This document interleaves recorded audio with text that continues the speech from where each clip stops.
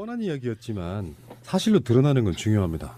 우리가 무슨 사건들에 대해서 그랬을 것이다 라고 하는 것과 사실로 드러난 것은 다른 것이거든요. 최순실 게이트 막 터졌을 때 실제로 청와대에서의 오다가 있었다는 거예요. 그래서 최순실 국정농단이 갖는 그들의 어떤 범죄성에 대해서 그들도 아마 직감했었다라고 저는 보는 거거든요. 뭘 얼마나 덮으려고 했는지에 대한 이야기를 좀 해보면은 지난해 국정감사를 앞두고 새누리당 의원들에게 전달됐던 국정감사 참고자료에 보면은 조응천 더불어민주당 의원을 국정혼란에 빠뜨린 장본인이라고 대응하라는 내용이 포함됐고요. 그리고 미르 K스포츠 재단에 대해서는 김대중 정부의 아태평화재단이야말로 전형적인 권력형 비리다라고 이렇게 물타기 지침들이 새누리당으로 내려갔다는 거예요. 이들이 하는 짓들을 보면은 늘상 이런 식인 거니까 상상을 초월하는 그런 물타기가 청와대 차원에서 있었다는 게 지금 속속들이 드러나고 있거든요. 그랬을 거라고 생각했는데 정확하게 사실인 그게 밖으로 드러나지 않으면 음모론밖에 되지 않는 그런 문제들이 되게 많고요. 정말 재밌네요. 네. 일해재단을 언급을 하면 거기에 대해 정면 반박을 하지 말고 야당과 관련된 아태평화재단으로 받아쳐라. 이런 오더를 아주 꼼꼼하게. 아니요, 작성자는 안 나오나 이거? 걔네들 잘하는 게 그 작성자 역으로 추적해갖고 찾는 거잖아. 어떤 놈인지 몰라도 참 구태의연한 방법으로. 그러니까 이런 설계를 누가 했냐가 중요해요. 네, 설계자가 누가. 중요하죠. 네, 설계자가 누가 했고 그 설계자는 어떤 정보를 바탕으로 이렇게 시나리오를 짰느냐. 대응 시나리오를. 그게 바로 민정수석실밖에 없다. 이거 아닙니까? 그럼 우병우예요? 그럼 우병우에 이것도? 네, 우병우 김기춘이겠죠. 기법이 해본 놈이 하거든요. 고기도 먹어본 놈이 먹어본다고. 이런 구체적인 느자구 없는 대응 전략은 과거에 오랫동안 정보를 축적해온 그 정보를 바탕으로 시나리오를 짜게 되거든요. 그럼 그 정보는 어디에서 수집되느냐? 국정원이라고 봐요. 국정원, 경찰, 거기를 총괄하는 민정수석. 답은 나와 있는 겁니다. 그러니까 이런 것 때문에 압수수색을 거부했던 겁니다. 만약에 이런 것들이 압수수색을 했더라면 이런 구체적인 증거들이 나왔을 가능성이 있다라는 거죠. 그러니까 지난해 10월쯤에 국정감사 참고자료라는 제목의 문서를 새누리당 의원들에게 다 배달이 돼요. 아니, 그럼 청와대에서 새누리당 의원들한테 이걸 작전을 딱 짜가지고 그렇죠. 줬다는 이게 거잖아. 국정조사 안에서 언급될 거라는 거는 미리 알려주나? 국회의원 측에서? 언론이 이미 터뜨리고 있는 상황이잖아요. 그렇죠. 그러면 국회의원들은 당연히 야당 의원들은 개당 질문을 할 수밖에 없는데 구체적인 지침이 내려와서 그걸 막고 그러니까 그 당시 국정감사 같은 걸로 돌아가 보면 청대를 열심히 메고 막 박근혜 최순실 뭐 의혹이다 뭐 이런 식으로 쉴드 치고 그랬던 사람들에 대한 조사를 해야 된다고 생각하고 그 사람들은 정치적인 책임을 져야 되는 거 아니에요. 그러니까 그게 다 어떤 오더에 의해 가지고 그런 실행을 했다라고밖에 볼 수 없는 거잖아요. 근데 이 프로세스가요. 지금도 작동되고 있어요. 그렇지. 네, 왜 그러냐면 지금 여당 후보들 여당이 없죠 지금은. 그러니까 바른정당하고 한국당 후보들이 얼핏하면 노무현 정부와 DJ 정부의 일들을 끌어들여서 무마시키는 전략을 쓰거든요. 그렇죠. 전통적인 그들이 주장하는 거가 바로 이런 전략이어서 아직도 누군가는 계속 이런 정보를 제공하고 있고 누군가는 설계를 계속 하고 있다. 그러니까 전문 작가가 있는 거야. 이런 거를 전문으로 이렇게 핑계거리 내지는 시나리오를 짜내는 전문적인 애가 하나 있네. 이런 식인 거예요. 그 문건에 보면은 총괄 대응 기조라는 부분이 있는데 K 미르스포츠 재단 설립 모금에 청와대가 개입했다. 이런 의혹을 제기하면 두 재단은 전국경제위원회가 자발적으로 설립해 청와대는 모금 과정에 개입한 바 없다. 이런 식으로 대응하라고 지침이 내려오는 거고요. 재단 설립 과정에 정부가 편의 지원했다는 의혹을 제기를 하면 정경련이 사전에 문체부에 설명을 잘해서 재단 설립 승인이 빨리 됐다. 이런 식으로 대응하라는 그게 내려왔다고 하는 건 우리가 봤다시피 당시의 여당과 야당의 차이점을 극명하게 보여주는데요. 야당은 그렇게 하진 않잖아요. 아무리 자기들이 여당이라고 해도 오히려 의혹을 정부에게 묻고 거기서 빨리 처리하려고 하는 그런 방식과는 완전히 다른 방식. 이 자체가 굉장히 헌법 파괴적이에요. 그러니까 그렇죠. 단순히 뭐 우병우 같은 책사가 있어가지고 이러저러한 작전을 짰다 이게 문제가 아니라 청와대 이런 오더가 국회로 내려갔다는 거예요. 그러니까 이거는 삼권 분립이고 나발이고가 없다는 거야. 이들의 마인드 속에는. 그러니까 국회의원 선거에 나오는 자들이 무슨 박근혜를 지키겠습니다 같은 딸랑딸랑 같은 소리를 하고 있잖아요. 그러면 쟤네가 제정신이야 라고 생각했는데 이들 세계에서는 그게 상식이었던 거야. 아까 권 PD가 얘기한 게 굉장히 핵심적인 건데 과연 누가 작성했느냐. 한마디로 탄핵 교란 작전 지침서가 집권 여당에 내려가고 이것이 결국은 아까 말했던 헌법 파괴, 입법부를 무력화시키는 거잖아요. 입법부의 고유 업무가 행정부의 감사 업무거든요. 그런데 거기를 무력화시키는데 누군가가 문서를 작성하고 그 문서를 이행하게끔 했단 말이죠. 그러면 이것은 벌써 탄핵을 교란하기 위한 거였잖아요. 목적이. 박근혜의 탄핵을 어떻게 하면 피해볼까라는, 그러니까 범죄에 속하다는 거죠. 이것과 관련해서도 사실은 박근혜가 혐의가 하나 더 추가돼야 되는 상황. 어찌 보면.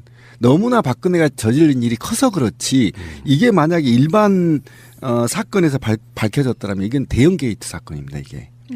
이 건 하나로만으로. 왜 그러냐면 이 문서가 그냥 작성해서 일개 뭐 행정관이 작성해서 줄 리가 없거든요. 엄청난 정보를 바탕으로 하고 잔머리를 써 아까 작가라고 했잖아요. 작가들을 대동해서 글을 써내야 되는데 이게 한두 명이 했겠습니까? 그러니까 예. 여기 보면은 압권이 이거예요. 우리가 항상 봐왔던 스킬이 어디서 왔나 이게 나와. 박근혜 대통령의 퇴임후를 대비해서 청와대가 만든 제2의 이례재단이다. K미러스포츠재단은 이렇게 그렇죠. 주장을 하면 야당 측이 증거도 없이 단지 의혹만을 가지고 정권 비선 실세를 운운하는 것은 국정 운영 발목 잡기를 위한 정치 공세다 이렇게 대응을 하고 그리고 아까 말한 아태재단도 그거잖아요. 그런 의혹을 제기하면 국민의당까지 반발을 고려하라는 정무적 판단까지 하게 만들어요. 문건 32쪽인데 총 그중에 한쪽 전체를 김대중 정부의 아태재단과 5대 게이트를 설명하는 그런 자료까지 내려보내주는 거예요. 참고서. 국회의원들한테는 아까 지민님 말씀하신 것처럼 어떤 독립적인 생각도 하지 못하게 만들어버리는 거의 좀비화라고 보면 되겠죠. 그러니까 어쨌든 87 체제 이전으로 돌아가는 정도다. 그러니까 뭐 가령 우리가 전두환 정권 때에 심지어 그때는 뭐 야당도 처음에는 하나 만들었었잖아요. 그런 정도로. 그러니까 여당을 완전히 청와대 수족으로 쓰는 거는 물론이거니와 막 야당도 사쿠라 야당을 처음에 하나 만들고 막 이렇게까지 했었는데 아무튼 그 이전 전두환 혹은 박정희 유신 정권 때를 놓고 보면 그게 얘네의 운영 방식으로 봤을 때 상식적인 거야. 근데 하나가 더 있습니다. 최순실 게이트가 터졌을 때 청와대랑 검찰이 계속 통화를 했다는 거예요. 우리가 그런 예상을 했잖아요. 민정수석이 갖고 있는 위치가 있다고. 김순환 검찰총장하고 우병우하고 사이에 계속 전화를 하고요. 그러니까. 그리고 그 검찰에 있던 한웅재 특수본 부장검사가 또 민정수석 비서관인 윤장석과도 계속 통화를 합니다. 그 자기들 나름대로의 그 조작을 뚫고 지금 탄핵이 이루어진 거 보면 그렇죠. 정말 대단한 거지. 그렇죠. 국민 힘이라는 게. 그래서 이제 우병우가 이제 계속 통화한 것이 우병우의 죄로 이제 추가가 돼야 되는 거죠. 근데 이제 우병우 쪽은 그런다는 거예요. 아니 그냥 알아만 봤다. 이렇게 지금 변명을 하고 있어요. 알아만 봤다. 근데 그 알아보는 것 자체가 압력이 분명히 되는 것이고 검찰에 대한 이제 개입이 되는 거다. 근데 지금 그렇게 보고 있기 때문에 우병우도 이제 박근혜 구속되면 뭐 바로 그 다음이죠, 뭐. 그러니까 이정현이 KBS 통화해가지고 세월호 사건 관련해서 막 하소연했다 그러잖아. 자기는 하소연했는데 그 사람 위치가 전화하는 것 자체가 압력이야. 그렇죠. 우병우도 마찬가지죠. 자기 인사권자야 사실은. 김수남이 인사권자라고요. 그 사람이 전화를 해서 알아만 보면은 김수남이 그냥 있는 그대로 말려만 주고 자기 아래쪽에다가는 구속해 이렇게 합니까? 그러니까 임명권 인사청문회 할 때 상신할 때도 사실은 김수남 총장이 최순실 라인이라고까지 지금 국민들 속에서 알고 있는 거 아닙니까? 그럼 거기에 추천을 누가 했는 거냐, 인사검증은 누가 하냐, 민정수석실을 했거든요. 그러니까 민정수석실에서 부탁을 하지 않아도 지금 박근혜 탄핵정국 또는 수사정국, 그 다음에 21명이 지금 넘게 구속되어 있잖아요. 이런 정국에서 혼란 속에서 민정수석이 검찰총장이 전화하는 그 자체가 압력이에요. 자칫하면 자기 모가지 나가버리거든요. 그러니까 이런 곳에서 사실은 전화해서 압력을 넣지 않았다. 일상적인 통화였다. 이거는 변명에 불과하고요. 뭔가 구체적인 정보를 둘이 주고받았을 가능성이 굉장히 높고 수사 기밀을 청와대가 받아봤을 가능성이 그렇죠. 굉장히 높습니다. 이게 핵심이에요. 그러니까 예를 들어서 우리 특수본이 청와대를 압수수색 하려고 하는데 미리 알려주는 거예요. 우리가 찾으려고 하는 게 뭐다까지 다 알려줘 버리니까. 그럼 그걸 잘 없애야 되겠네. 그렇죠. 막 그런 방식으로 계속 덮어왔다는 거고요. 최순실 게이트가 오히려 쉽게 무너질 수도 있었던 부분이 어렵게 가는 과정에는 분명히 그 우병우의 힘이 아직까지도 좀 남아있다라고 보는 지금도 거죠. 작동하고 있는 것이고 그리고 이들이 아까 말한 대로 굉장히 대한민국 수재들이 모여서 이걸 대응했는데도 불구하고 무너졌다라고 한다면 박근혜 최순실의 게이트가 얼마나 질적으로 악질적이고 검사나 공직사회에도 받을 수 없을 만큼 폐륜적이었는지 그리고 아직 얼마만큼이 더 밝혀져야 되는 건지 보통 공무원들은 이렇게 한 100 정도의 잘못이 있으면 한 20에서 25% 잘못을 덮어버리려고 하는 습성이 있거든요. 그러니까 지금 밝혀진 게 뭐 13건이니 의혹이 그렇지만 실제로는 더 많다라는 겁니다. 그렇겠죠. 윤태권 실장 안녕하세요. 네, 안녕하세요. 네. 우병우 전 수석 왜 수사 안 하나 했는데 검찰이 드디어 소환한다고요? 예, 모레 오전 10시에 피의자 신분으로 소환을 합니다. 네, 피의자 신분. 예. 박근혜 전 대통령보다도 사실 소환이 더 늦은 거예요. 그렇죠. 재벌을 제일 먼저 했고, 그 다음에 박 전 대통령을 했고, 그 다음 우 전 수석입니다. 예. 제가 전에 말씀드렸지만은 우 전 수석이 검찰 입장에서는 제일 뜨거운 감자거든요. 네. 박 전 대통령이나 재벌 뭐 이쪽은 뭐 자기들끼리 혹은 최순실 씨하고 상관관계가 높은데 예. 우 전 수석은 그게 다르죠. 우 전 수석은 검찰하고 상관관계가 많죠. 맞습니다. 민정수석의 업무 중 가장 큰 부분이 검찰과 관련된 것이고 또 우 전 수석에게 씌워진 혐의의 상당 부분은 그가 검찰력을 활용한 거 아니냐 여기에서부터 출발하는 거잖아요. 그렇죠. 예. 그러니까 제대로 수사하려면 검찰이 검찰 스스로를 수사해야만 되는 이런 상황이었던 거죠. 그렇습니다. 네. 예. 자, 피의자 신분이라는데 혐의는 어떤 거예요? 수사 방향 세 가지입니다. 직권남용, 직무유기, 개인비리 이렇게 세 가지거든요. 네. 개인 비리는 뭐죠? 이게 사실 격가지입니다. 우 전 수석이 워낙에 자산가잖아요. 예. 그러니까 이분이 뭐 어디에서 뒷돈 받고 이런 건 없는데 뭐 변호사로 했을 때 수임 신고를 뭐 제대로 안 했다라든가 예. 그 가족 기업이자 페이퍼 컴퍼니인 정강이라고 있지 않습니까? 예. 거기서 뭐 회계 처리, 뭐 그림을 뭐 회사 명의로 샀는데 집에 있다, 뭐 이런 예. 거예요. 또 자동차 거업 명의로 해서 썼다, 뭐 이런 그렇죠. 거. 예. 그것은 이제 그렇게 큰 가지라고 볼 수는 없는 거죠. 예. 예. 그러니까 이제 직권남용, 직무유기가 핵심 아니겠습니까? 그렇죠.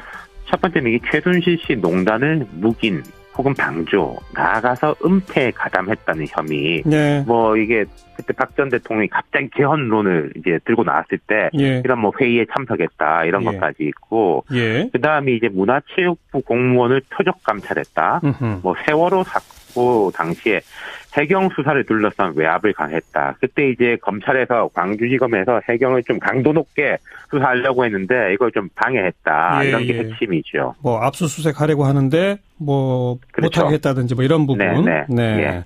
근데 특검에서도 이런 혐의를 가지고 우병우 전 수석 수사를 했었고 수사 결과를 바탕으로 해서 구속영장 청구했다가 결국 기각된 거 아니겠습니까? 그렇죠. 이게 보시면요. 사실은 박 전 대통령 수사에 대해 가지고는 1차 검찰 수사에서 상당히 진행이 돼 가지고 예. 그걸 받아 가지고 특검에서 또 성과를 내고 또 검찰에 다시 받았어요. 네. 근데 우병우 전 수석은 다 기억하실 텐데 뭐 늑장 압수수색, 뭐 빈 깡통 전화기 뭐 이런 거였지 않습니까? 네. 특검이 받은 게 거의 없었습니다.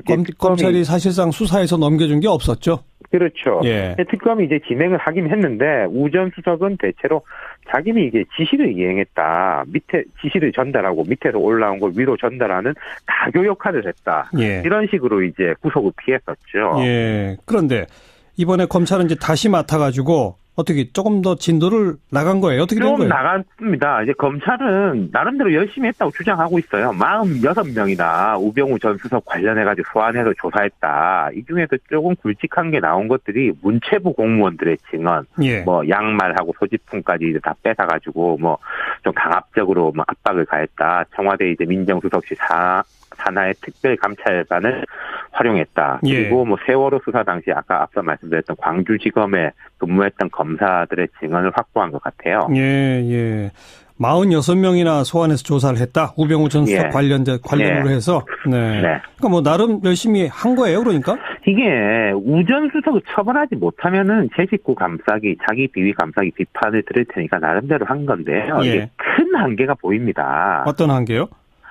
이런 거죠. 자, 뭐 문체부 공무원을 이제 민정수석실 산하 특감반을 시켜서 압박했다. 네. 나쁜 일이죠, 나쁜 일은. 네. 근데 이게 실제로 기소된다고 해서 큰 처벌감인지는 모르겠는데 큰 건 이런 거죠. 우 전 수석이 김순환 검찰총장, 이영렬 중앙지검장, 그리고 이제 뭐 다른 검찰 고위층들하고 통화를 비롯해서 접촉을 한 흔적들이 많아요. 그렇죠. 이게 예. 특검이 조사해가지고 검찰에 갖다 줬었거든요. 예. 그리고 은근슬쩍 제가 볼 때 언론에 좀 흘리기도 했었어요. 예. 그러니까 이제 검찰이 입 닦으면 안 되는 거지 않습니까? 예. 검찰이 이제 입을 닦으면 안 되니까요. 그걸 이제 꿀꺽하면 안 되니까 그런 네. 것들에 대해 가지고. 네. 근데 거기에 대해서는 별로 이야기가 없단 말이에요. 검찰- 아주 핵심부에 대해서. 검찰 핵심에 대한 조사나 수사는 없었다. 그렇죠. 예. 뭐 그게 그때 해명했던 게 뭐 해외 출장이라든지 행정 업무 때문에 통화했다 이런 식의 그냥 자기 해명 외에는 없습니다. 예. 특히 민주당 조홍천 의원 같은 경우에는 이 부분에 대해 가지고 강력하게 문제 제기를 하더라고요. 예. 정작 검찰 수뇌부에 대해서는 일절 손도대지 않으면서 성과가 전혀 예. 없는 그런 상태다. 이거죠. 그러니까요. 거기에 이제 뭐 과거에 이제 우 전 수석이 뭐 외압은 없었느냐. 지금 검찰에 연루된 부분도 건드리긴 건드립니다. 예. 근데 일정 수준 밑에 이제 현장에 있는 검사들에 대해 가지고는 조사를 하는데 아주 예. 윗선에 대해 가지고는 안 올라가고 있다는 거예요. 예. 그럼 이제 뭐 우병우 전 수석이 모르겠습니다. 이거 검찰이 묻지도 않는데 이런 것까지 이야기를 할지 저는 잘 모르겠네요. 예. 그러면 내일 모레 소환해서 조사하고 영장 청구로까지 갈까요? 그건 어떻게 보세요? 지금은 이제 그렇게 이야기들 하고 있습니다. 어찌됐건 간에 검찰 입장에서는 박 전 대통령에 대해 가지고도 이제 구속을 했지 않습니까? 예. 우 전 수석에 대해서 가지고는 안 할 수가 없을 거예요. 하지만 제가 지금 말씀드린 사안 정도라면요. 뭐 저는 법률 전문가는 아닙니다만은 영장 단계까지 갈 만한 사안인지 아니면은 이제 검찰이 예. 언론에다가는 이제 브리핑을 안 한 사안들 뭔가 이제 히든 카드가 있다면은 어허. 모르겠습니다만은 이제 검찰 입장에서는 또 우 전 수석을 구속시키지 못한다면은 예. 또 말이 많을 거예요. 그런 그렇죠. 부분도 신경을 쓰겠죠. 검찰 수뇌부에 대한 조사가 없었다 아까 지적하시지 않았습니까? 네. 그럼 그럴수록 어떤 방식으로든 다른 거라도 해서 그렇죠. 우병우 전 수석을 구속시켜야 검찰이 조금 더 자유로워지는 거 아닐까요? 그렇죠. 만약에 구속도 못 시킨다면은 그쪽 불똥이 튀지 않겠습니까? 그러니까 예. 어떻게 제가 볼 때는 칸막이를 만들어 가지고요. 저쪽 칸에 있는 거는 정말 열심히 수사를 하려고 할 것 같아요. 하하. 저쪽 한 건은 정말 열심히 하고 이쪽 한 건은 그렇죠. 아예 안 하고 예. 뭐 이대로- 그게 좀 아쉬운 대목이네요. 이대로 될까 모르겠네요. 네. 네, 아무튼 소환 이후 지켜봅시다. 고맙습니다. 감사합니다. 윤태곤 실장이었습니다. 뻔한 이야기였지만 사실로 드러나는 건 중요합니다.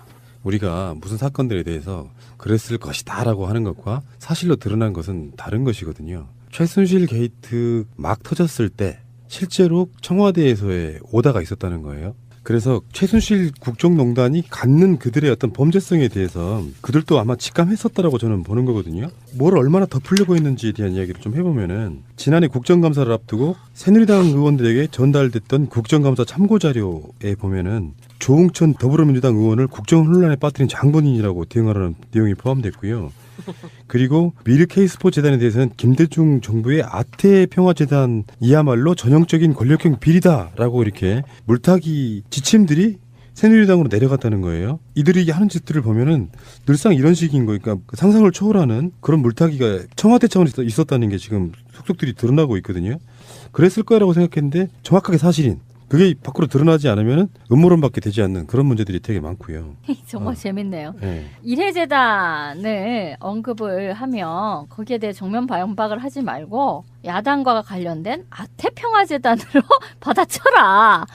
이런 오더를 아주 꼼꼼하게. 아니요, 작성자는 안 나오나 이거? 걔네들 잘하는 게 그 작성자 역으로 추적해갖고 찾는 거잖아. 어떤 놈인지 몰라도 참 구태의연한 방법으로. 그러니까 이런 설계를 누가 했냐가 중요해요. 네, 설계자가 누가. 중요하죠. 네, 설계자가 누가 했고 그 설계자는 어떤 정보를 바탕으로 이렇게 시나리오를 짠. 그럼 박근혜를 지키겠습니다 같은 딸랑딸랑 같은 소리를 하고 있잖아요. 그럼 쟤네가 제정신이야 라고 생각했는데 이들 세계에서는 그게 상식이었던 거야. 아까 권 PD가 얘기한 게 굉장히 핵심적인 건데 과연 누가 작성했느냐. 한마디로 탄핵 교란 작전 지침서가 집권 여당에 내려가고 이것이 결국은 아까 말했던 헌법 파괴, 입법부를 무력화시키는 거잖아요. 입법부의 고유 업무가 행정부의 감사 업무거든요.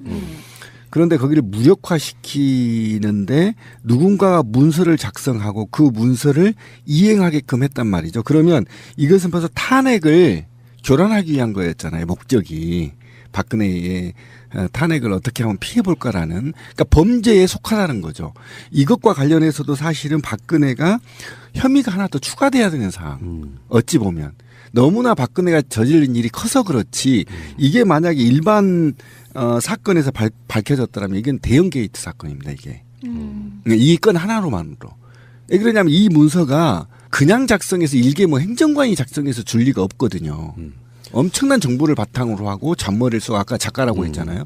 작가들 대동해서 글을 써내야 되는데 이게 한두 명이 했겠습니까? 그러니까 예. 여기 보면은 압권이 이거예요. 우리가 항상 봐왔던 스킬이 어디서 왔나 이게 나와. 박근혜 대통령의 퇴임후를 대비해서 청와대가 만든 제2의 일회재단이다. K미러스포츠재단은 이렇게 그렇죠. 주장을 하면 야당 측이 증거도 없이 단지 의혹만을 가지고 정권 비선 실세를 운운하는 것은 국정 운영하고 한국당 후보들이 얼핏하면 노무현 정부와 DJ 정부의 일들을 끌어들여서 무마시키는 전략을 쓰거든요. 그렇죠. 전통적인 그들이 주장하는 거가 바로 이런 전략이어서 아직도 누군가는 계속 이런 정보를 제공하고 있고 누군가는 설계를 계속 하고 있다. 그러니까 전문 작가가 있는 거야. 이런 거를 전문으로 이렇게 핑계거리 내지는 시나리오를 짜내는 전문적인 애가 하나 있네. 이런 식인 거예요. 그 문건에 보면은 총괄 대응 기조라는 부분이 있는데 K미르스포츠재단 설립 모금에 청와대가 개입했다. 이런 의혹을 제기하면 두 재단은 전국경제위원회가 자발적으로 설립해 청와대는 모금 과정에 개입한 바 없다. 이런 식으로 대응하라고 지침이 내려오는 거고요. 재단 설립 과정에 정부가 편의 지원했다는 의혹을 제기를 하면 정경련이 사전에 문체부에 설명을 잘해서 재단 설립 승인이 빨리 됐다. 이런 식으로 대응하라는 그게 내려왔다고 하는 건 우리가 봤다시피 당시의 여당과 야당의 차이점을 극명하게 보여주는데요. 야당은 그렇게 하진 않잖아요. 아무리 자기들이 여당이라고 해도 오히려 의혹을 정부에게 묻고 거기서 빨리 처리하려고 하는 그런 방식과는 완전히 다른 방식. 이 자체가 굉장히 헌법 파괴적이에요. 그러니까 그렇죠. 단순히 뭐 우병우 같은 책사가 있어가지고 이러저러한 작전을 짰다 이게 문제가 아니라 청와대 이런 오더가 국회로 내려갔다는 거예요. 그러니까 이거는 삼권 분립이고 나발이고가 없다는 거야. 이들의 마인드 속에는. 그러니까 국회의원 선거에 나오는 자들이 무슨 발목 잡기를 위한 정치 공세다 이렇게 대응하라고. 그리고 아까 말한 아태재단도 그거잖아요. 그런 의혹을 제기를 하면 국민의당까지 반발을 고려하라는 정무적 판단까지 하게 만들어요. 문건 32쪽인데 총 그중에 한쪽 전체를 김대중 정부의 아태재단과 5대 게이트를 설명하는 그런 자료까지 내려보내주는 거예요. 참고서. 국회의원들한테는 아까 지민님 말씀하신 것처럼 어떤 독립적인 생각도 하지 못하게 만들어버리는 거의 좀비화라고 보면 되겠죠. 그러니까 어쨌든 87 체제 이전으로 돌아가는 정도다. 그러니까 뭐 가령 우리가 전두환 정권 때에 심지어 그때는 뭐 야당도 처음에는 하나 만들었었잖아요. 그런 정도로. 그러니까 여당을 완전히 청와대 수족으로 쓰는 거는 물론이거니와 막 야당도 사쿠라 야당을 처음에 하나 만들고 막 이렇게까지 했었는데 아무튼 그 이전 전두환 혹은 박정희 유신 정권 때를 놓고 보면 그게 얘네의 운영 방식으로 봤을 때 상식적인 거야. 근데 하나가 더 있습니다. 최순실 게이트가 터졌을 때 청와대랑 검찰이 계속 통화를 했다는 거예요. 우리가 그런 예상을 했잖아요. 민정수석이 갖고 있는 위치가 있다고. 김순환 검찰총장하고 우병우하고 사이에 계속 전화를 하고요. 그러니까. 그리고 그 검찰에 있던 한웅재 특수본 부장검사가 또 민정수석 비서관인 윤장석과도 계속 통화를 합니다. 그 자기들 나름대로의 그 조작을 뚫고 지금 탄핵이 이루어진 거 보면 그렇죠. 정말 대단한 거지. 그렇죠. 했느냐 대응 시나리오를. 그게 바로 민정수석실밖에 없다. 이거 아닙니까? 그럼 우병우예요? 그럼 우병우에 이것도 네, 우병우 김기춘이겠죠. 기법이 해본 놈이 하거든요. 고기도 먹어본 놈이 먹어본다고. 이런 구체적인 느자구 없는 대응 전략은 과거에 오랫동안 정보를 축적해온 그 정보를 바탕으로 시나리오를 짜게 되거든요. 그럼 그 정보는 어디에서 수집되느냐? 국정원이라고 봐요. 국정원, 경찰, 거기를 총괄하는 민정수석. 답은 나와 있는 겁니다. 그러니까 이런 것 때문에 압수수색을 거부했던 겁니다. 만약에 이런 것들이 압수수색을 했더라면 이런 구체적인 증거들이 나왔을 가능성이 있다라는 거죠. 그러니까 지난해 10월쯤에 국정감사 참고자료라는 제목의 문서를 새누리당 의원들에게 다 배달이 돼요. 아니, 그럼 청와대에서 새누리당 의원들한테 이걸 작전을 딱 짜가지고 그렇죠. 줬다는 이게 거잖아. 국정조사 안에서 언급될 거라는 거는 미리 알려주나? 국회의원 측에서? 언론이 이미 터뜨리고 있는 상황이잖아요. 그러면 국회의원들은 당연히 야당 의원들은 개당 질문을 할 수밖에 없는데 구체적인 지침이 내려와서 그걸 막고 그러니까 그 당시 국정감사 같은 걸로 돌아가 보면 청대를 열심히 메고 막 박근혜 최순실 뭐 의혹이다 뭐 이런 식으로 쉴드 치고 그랬던 사람들에 대한 조사를 해야 된다고 생각하고 그 사람들은 정치적인 책임을 져야 되는 거 아니에요. 그러니까 그게 다 어떤 오더에 의해 가지고 그런 실행을 했다라고밖에 볼 수 없는 거잖아요. 근데 이 프로세스가요. 지금도 작동되고 있어요. 그렇지. 예, 왜 그러냐면 지금 여당 후보들 여당이 없죠 지금은. 그러니까 바른정당